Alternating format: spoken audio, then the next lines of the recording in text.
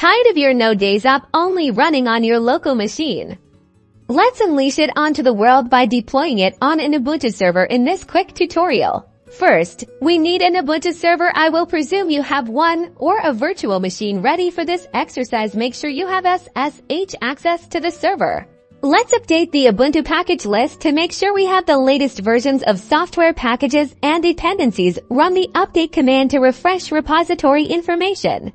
Now, install Node.js and NPM, the Node.js package manager, which allows you to easily set up and manage the dependencies of your Node.js applications. Navigate to your Node.js project directory by using the change directory command. This folder contains your server-side application code.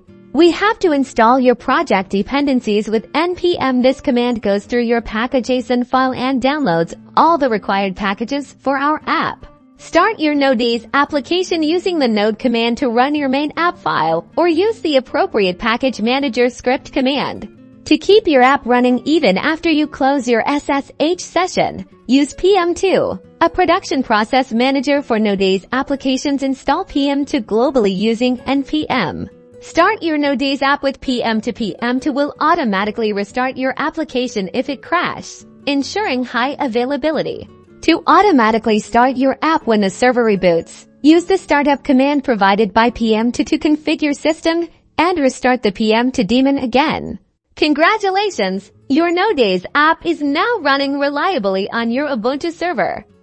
You can always check logs from PM2 for debugging.